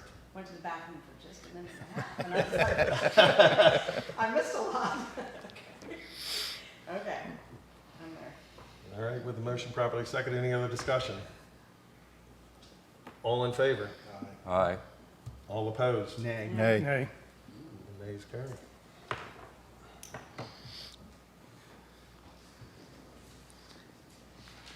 I guess I'd just like to say, I think that the things that we addressed need to be addressed for us to move in the positive direction. As far as some of those concerns, I think we know our community well, and our business community well, and I think everybody put and we appreciate you, and it's just a new area for you, and we know some of those challenges, so I think in order to come back, that would Well, be what we need. and there are going to be potentially carts stored in the harbor, so it looks like a good place to rent them to me. Yeah. All right, moving on. If I could just point out clarification, who are the ayes and who are the nays? I have to write this up in a vote to these folks. Aye. Thank you. Thank you. Everybody else is a nay. Thank you. Thank you, guys. Thank you. How you doing? Would you want to talk about parking? No. No. Oh, do We're you want gonna- me to? No. Well, I don't think we We'll need just to wait. now. There's no need, because it's going to be a separate issue in May now, so It's coming, that's all I can tell you. that's fine. So is Christmas. All right, appointment of members to the Wetlands and Coastal Dune Board.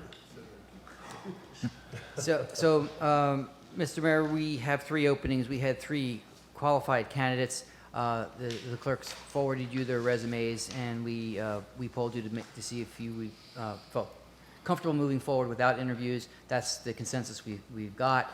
So we brought them forward for your recommendation, and staff recommends approval of all 3. I make a motion that we appoint Miss Patricia James, Miss Elizabeth Pruitt, and Mr. Robertson to the Wetlands and Coastal Dune Board. Second. Any discussion? All in favor? Aye. All opposed?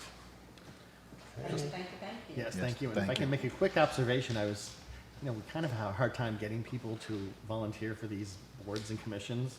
So I was really impressed to see 3 very high caliber Qualified. applications and resumes come in. I was like, hopefully this will continue and across the board. Well, this is the second round.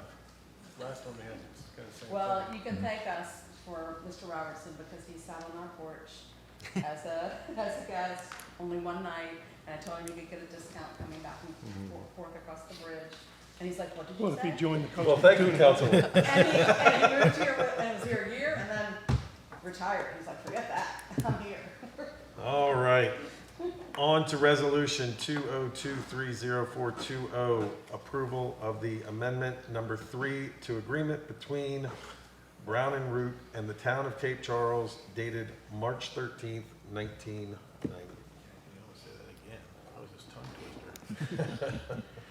All right. So, Mr. Mayor, this is as you all know, this is a fairly complex issue, and so I'm going to try to give as brief an overview as I can to try to put this into some context for the public. So I'm going to start off with, what is an annexation agreement? Because we have, as a community and as a town, been very casual with the term annexation agreement, as if there was just one. There are several annexation agreements. There is the annexation order that actually annexed the land into the town. But there are other agreements that have to do with the annexation that were developed at about the same time. Under consideration tonight is an amendment to one of those other side agreements. So it's not the annexation order. Okay, this is a side agreement that was made between the developer and the town the year before annexation took place.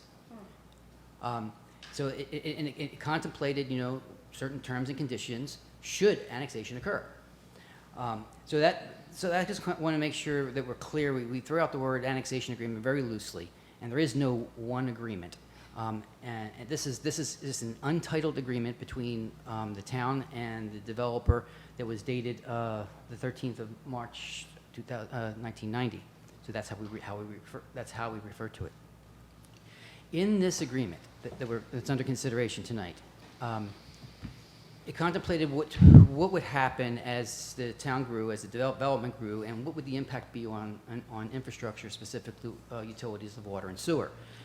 And what it did is it contemplated how the developer would come to the table and help with future expansions once we got to that point. But it only takes effect after we reach our permanent capacity, so which we haven't gotten there yet. The way the town has kind of historically approached this is that we've always kind of considered there's two parts needed to fund this future infrastructure. The first part is what we bill as a facility fee, that the town bills to everybody, not just the developer's property, but everybody. That's roughly about $12,000 is what we've been collecting for every hookup fee. That's what the town's going to collect. That's not going to be enough. So the other part is the developer's contribution, up until now undefined. It was never defined in the agreement. So the whole point of this was to try to come up with what would be needed for that. So what we did is we put several studies in the field to help us try to determine when we would reach permanent capacity, when these expansions would be needed, how much they would cost, in what order, and what proportion of the lots that would be needing this additional capacity would be from the developer or would be from the town. So there's so many different possibilities or assumptions going forward that it was fairly complex to calculate.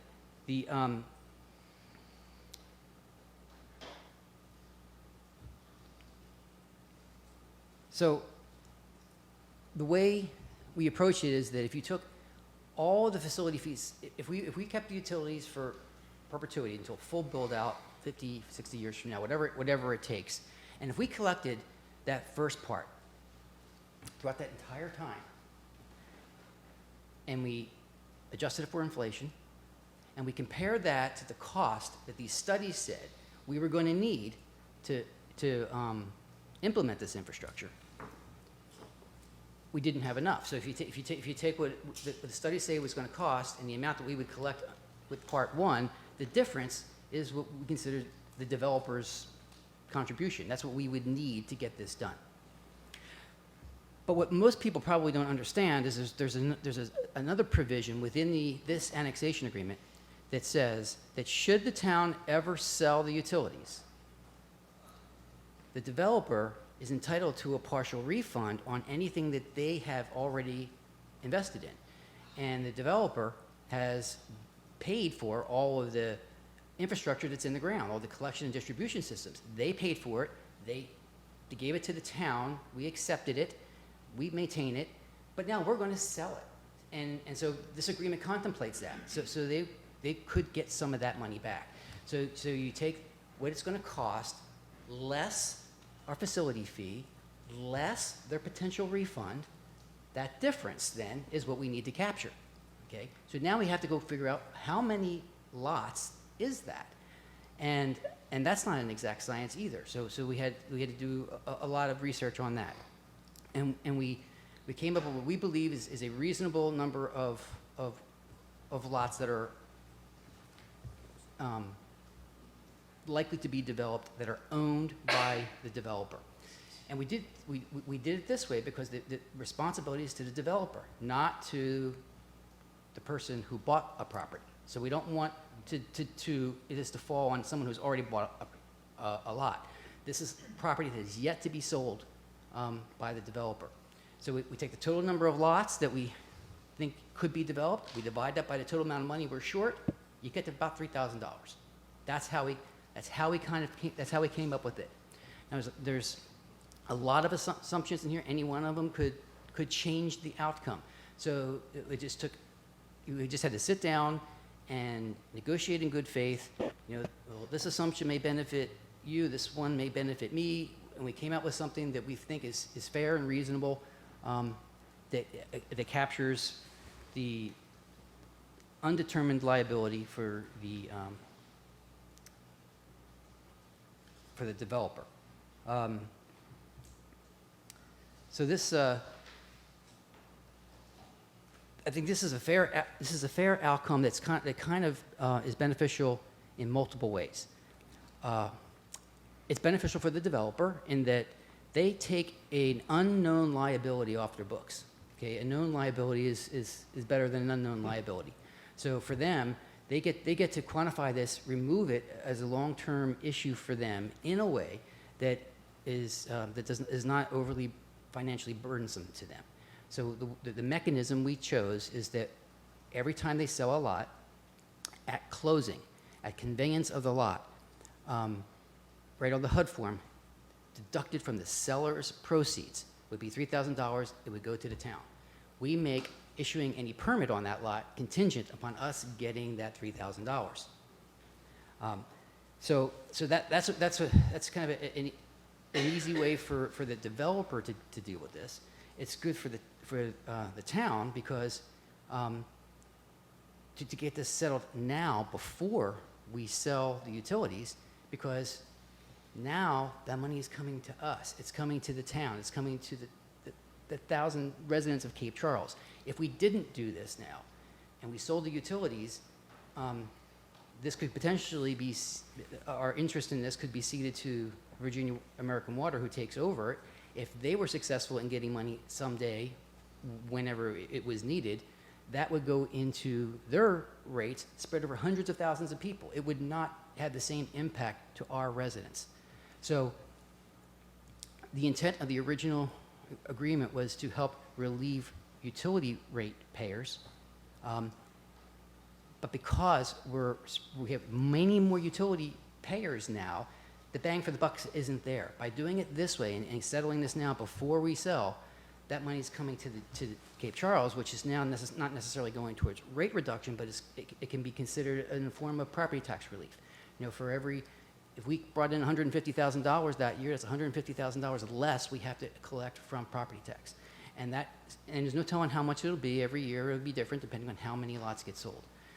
But it's a very long-term revenue source for the town. So it's beneficial to the developer, it's beneficial to the town, and it's ultimately beneficial to the person buying the lots.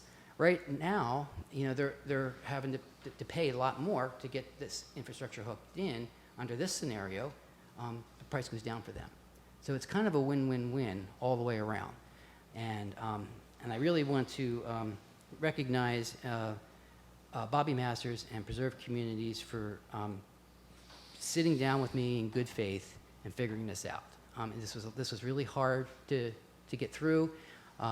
Didn't go smooth all the time, but we worked it out, and I think we came up with a fair settlement. So I strongly recommend approval. So I make I move that we adopt Resolution 2023-0420. Second. Any discussion? And can you address Mr. Wells's comment with regards to lot versus utility hookup? Yeah, that's not possible because that would shift it back to the property owner, right? If you wait until you're hooking up utilities, it's already conveyed, and that would shift the responsibility to the person who owns it, not the person who sold it. Okay, thank you. Any other discussion? Just that I can appreciate how difficult the negotiations were because I've had a lot of involvement with the annexation agreement ever since I've been in Cape Charles, which has been since 2005. And I know how complex it is and how nebulous it is, so congratulations for a fantastic resolution to something I thought would never be resolved. And thank you for paring it down to actually something I think easily comprehensible, Understand, kind of the way right. you did with this utility sale, so that our people could actually understand in just a few minutes, which seems impossible, why this really is win-win for everybody. So thank you very much for that. Welcome. Because I don't know the answers to all these technical questions if anyone were to come ask me. So thank you. And thank Preserve Communities And for Preserve- agreeing to Absolutely. this. Yes, thank you. It's a win-win. Win. Win-win-win. Win-win. Any other discussion? All right, I move for adoption of Resolution 2023-0420, authorization of Third Amendment to Agreement of March 13th, 1990, related to annexation as noted, and forego reading of the resolution. This is a roll call vote. Bennett? Yes, hallelujah. Buckles? Yes. Buddha? Yes. Fulmer? Yes. Grossman? Yes. Holloway? Yes. All right, The end of the alphabet. how about it? Yeah, that's a whole different way. All right, the resolution carries. Could I just say one quick thing? Actually, we had open discussion earlier, I'm sorry. It's no discussion. Yeah, it was, I just wanted to compliment John. okay. Oh, Well, in then that yes, sure. My name is Susan Hudson. I do live in Bay Creek. And John, you did a great job of explaining that, and I hope it was recorded. It absolutely yes, is. yes. It's on Facebook. Anybody can go back and look at it. Right. It was, I wish more people from Bay Creek were here this evening, but you did a great job, so thank you. Thank you. Thank you. All right, awards of ground maintenance service contract, maintenance of beds, pots, and mulching.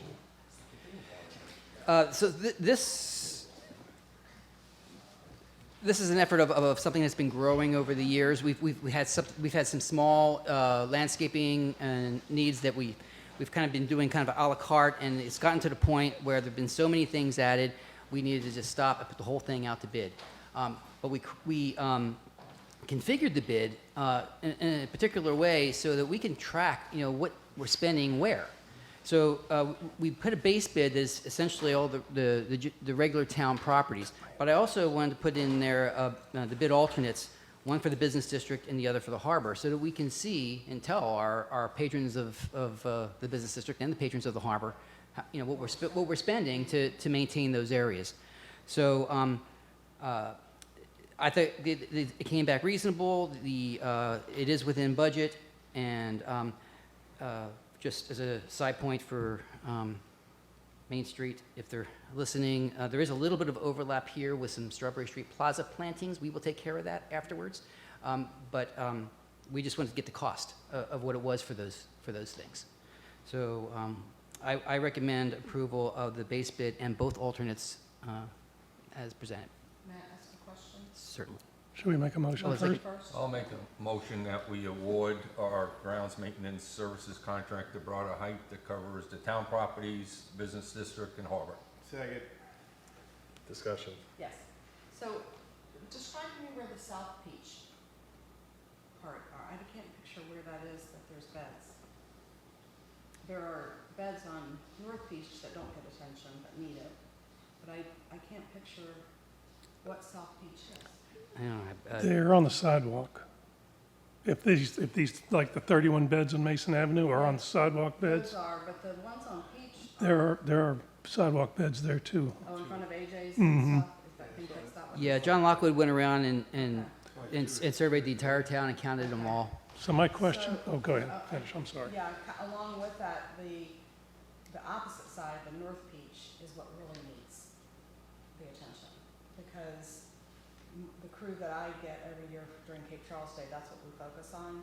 And I think that's the only time it happens. I mean, I've never seen anything quite like it, that it needs attention. There's no, but like, a lot of the other medians residents take care of, that doesn't happen there. There's so much that was overplanted and there's so much there to manage. Like, it doesn't seem right to me that we would do the ones on Peach, I guess because it's in front of a business. Is that why we do the ones on Peach? But North Beach is on here. Where? Did I miss it? Yeah, it's on the base bid. Base bid, Base last bid. one, 2 beds. North in the Beach North median. Beach. Oh, it's just not 2 beds. I guess that's why I. Yeah. It's They're large it's beds. the whole.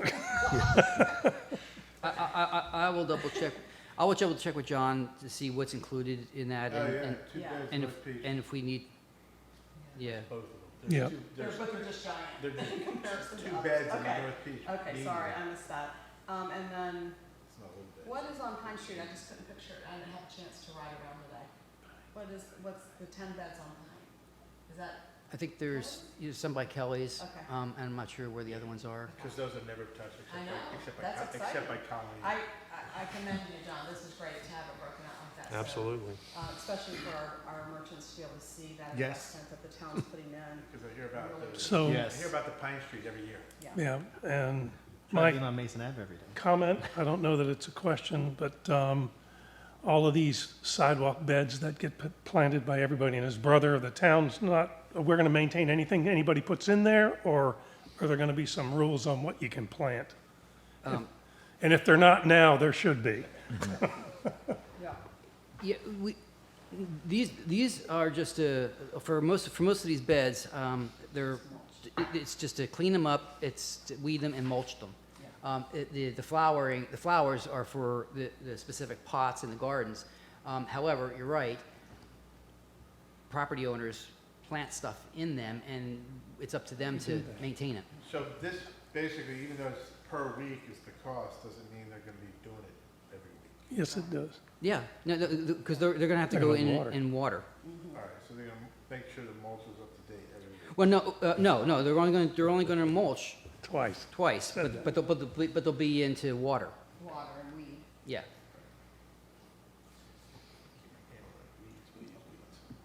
All right. Okay, that's all I have. Anybody else? That's already been moved and second. All right, so Now we vote. the vote, all in favor? Aye. Aye. All opposed? All right. Mr. Hosey? Just a couple of things. I mean, as you're aware, the concerts in the park are coming up. It's enormously popular, and they keep growing. It's the 10th anniversary this year, and the town has, always been an enthusiastic sponsor of that.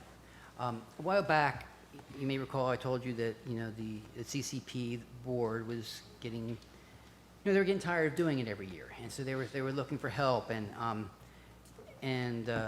they had reached out to Main Street and other people to try and figure out how they were going to keep these very popular events every Saturday night. And so, I saw this as a potential being, if a dedicated group like CCP were to stop doing it, and the town still wanted it done, it could have fallen back into the town's lap. So I'm very, very appreciative of volunteer groups like CCP for all the hard work they do.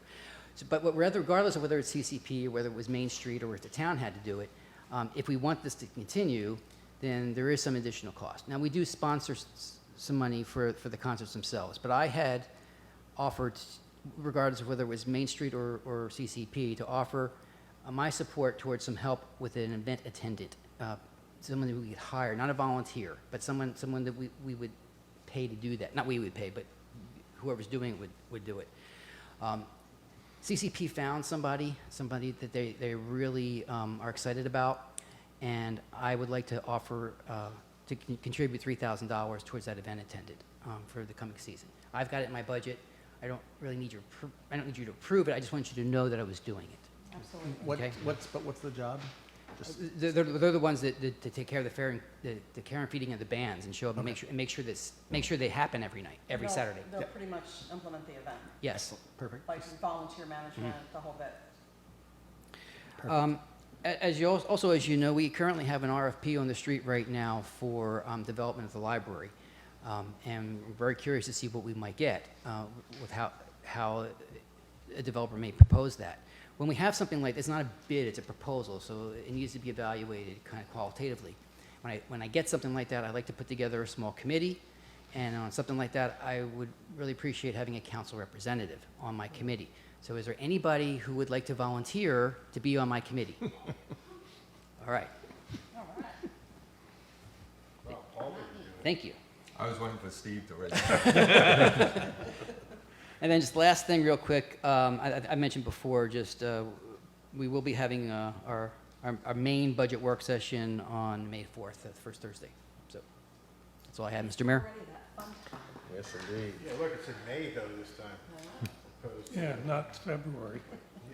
Anyone else have comments this evening? I do. Oh, sorry.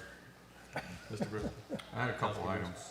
I saw Monroe parcel, we're looking. yes. Can you please explain? Because normally we would have discussed the need to sell something. That was, Yeah, I don't know what that was. I'm sorry, that was discussed when we approved option 5 for our facilities, that we would sell those properties as to help fund the, On Monroe? I thought it was on Randolph and what have you. I didn't hear Monroe. That's what surprised me. We were talking of lots behind the library. Which is, yeah, fine. right. I thought they were they not? Where is it on Monroe? I was- Is that where the pump station is? Yes, yes. It's kind of an L-shaped lot, so it kind of goes around the pump station. Okay, I figured that was all. Okay. Great place to build. Sure. So, if it wasn't there, then I apologize. I should have made you aware of it. Yeah, okay. I That thought was I thought just it was. surprising that's- I mean, it's still got to come to you, obviously, once we get bids Yeah, in. I'm just But I saying apologize that if it wasn't. Council needs to talk about selling something before it goes. But- I thought we All right. had, but I could be wrong. I'm sorry. All right. We have a new employee, Public Works, Harper Matthews. Yes. You normally announce, I did. right? I did last month. Thank you. New plant operator, I saw an ad. Did we have somebody leave the water treatment plant? Oh, no, we currently have 2 part-time people. And so we're advertising for potentially a full-time person instead. Okay, and the last item I had was Rails to Trails. We've been trying to keep abreast of what's happening. The last we had was Decent Shore Community College survey respondents was very positive.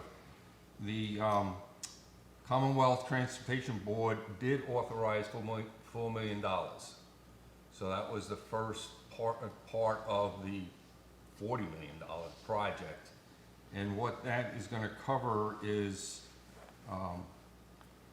preliminary engineering can convert the 49 miles to the rail trails, aerial survey that should be starting next month, and then what they refer to as scoping documents, one for Cape Charles segment and one for the balance of the 47 miles. So all I wanted to say is it's a positive step forward to getting that done, and now Is it north and south of Cape Charles or just north of Cape Charles, did they say? well, From Cape Charles to the they're highway. saying the design for Cape Charles is already finished. Right. Now they're doing aerial for the balance and, That's, all right, so the balance considering down by Stingrays. Where it north. stops.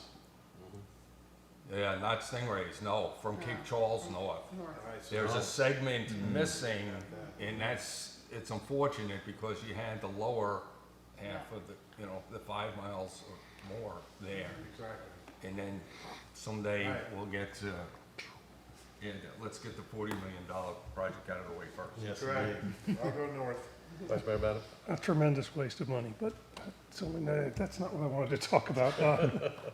I did want to thank Paul for sending his update from the Board of Supervisors meeting. That was very helpful, Paul. Thanks a lot for doing that.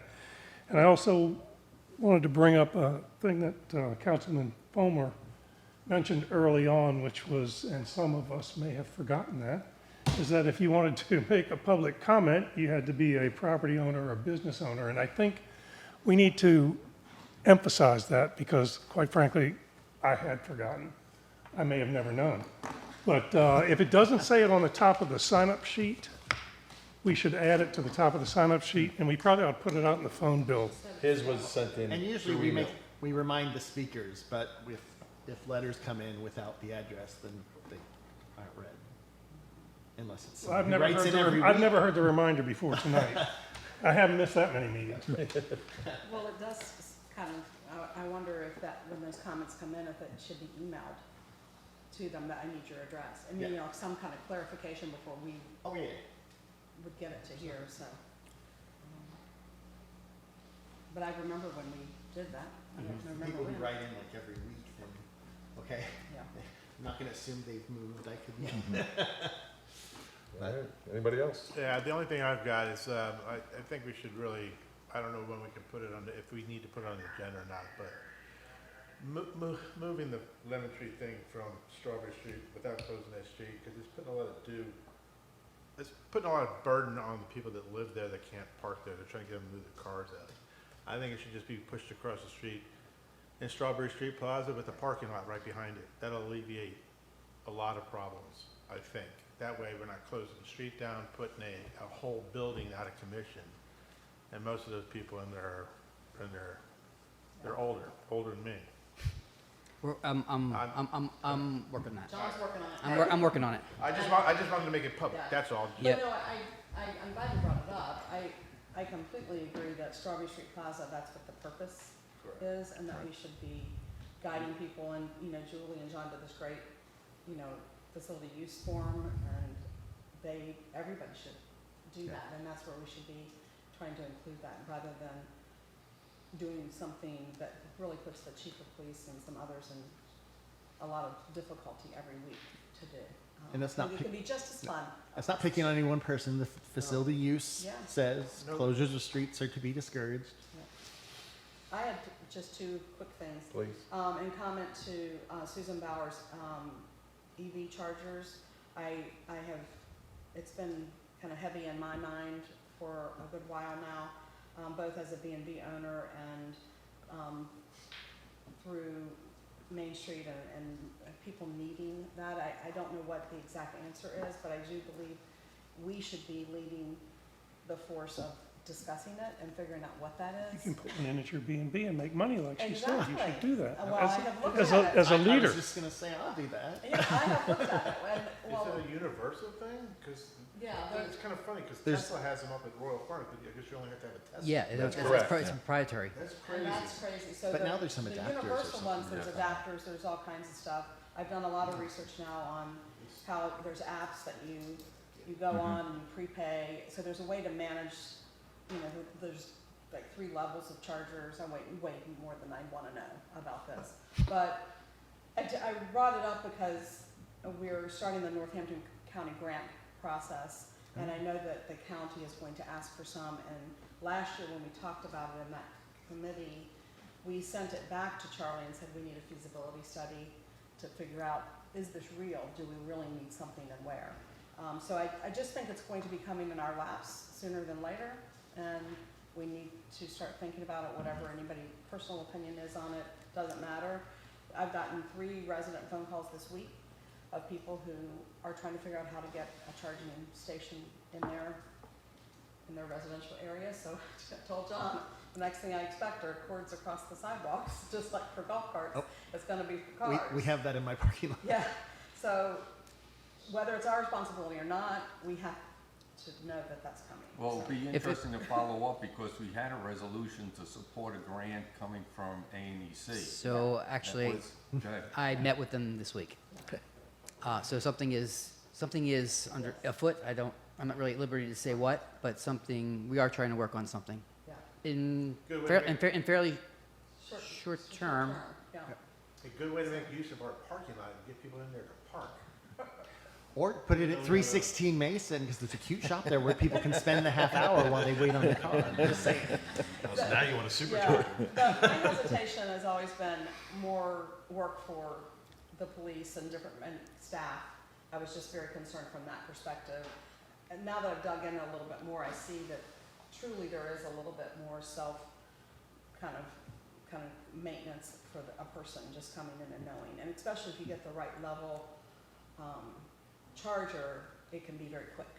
And so they can park there all day, but they'll be paying for 8 hours, you know? At the pump, yeah. So it pays off. And then the other thing, and I referenced it, Northampton County grants are due on Monday, and Cape Charles is going to be submitting a lot of that. Excellent. Get us somebody. All right. Anybody else? I'll just close it out. First, I want to thank John and Julie for putting together, finally, we have a date for Dock Dogs. We actually moved it out where we're going to combine it with Veterans Day. So it's going to be in November. They're very excited because they have no events. So we'll be putting that together. Mr. Hosey's doing some redlining with the contract, but they have no problem with it. So that's going to be, it's going to be in Central Park. Yep. Yep, so it's going to be a great event, and we're going to, bring the vets together with that as well. So we're already talking to some organizations, and so. Gotta get Tank working. And will they have a senior league? I've got Kai. They absolutely have a senior league. We'll have all the details out. All right, so some announcements real quick. So tomorrow, 16th Annual Blessing of the Fleet. I'm sure everybody knows about that, so come on out there. It's going to be a great time. 22nd is the Main Streets Love Run. Busy weekend. 23rd, New Roots Youth Garden, Blessing of the Worms. 29th is the Arbor Day celebration. May 4th will be Town Council work session, and then our regular Town Council meeting will be May 18th of this year. Can I get a motion to adjourn? So moved. Second. Any discussion? All in favor? Aye. All opposed? We are adjourned.